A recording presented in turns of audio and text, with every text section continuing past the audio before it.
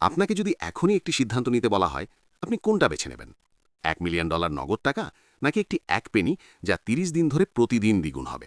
বেশিরভাগ মানুষ কোনো চিন্তা না করেই 1 মিলিয়ন বেছে নেবে, কারণ শুনতেই দারুণ লাগে। আপনি হয়তো সঙ্গে সঙ্গে একটি বিলাসবহুল বাড়ি কিনে ফেলবেন, ড্রাইভওয়েতে দাঁড় করাবেন একদম নতুন ল্যাম্বরগিনি, অথবা কিনে ফেলবেন একটি ফেরারি। হাতে পরে নেবেন ঝকঝকে সোনার রোলেক্স ঘড়ি। কিন্তু এখানেই লুকিয়ে আছে আসল ফাঁদ।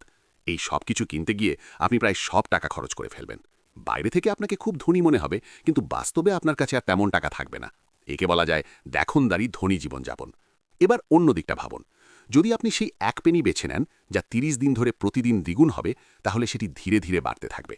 আর ৩০তম দিনে সেই ছোট্ট পেনিটাই বেড়ে দাঁড়াবে প্রায় $5.3 মিলিয়ন। এবার দেখুন আসল জাদু।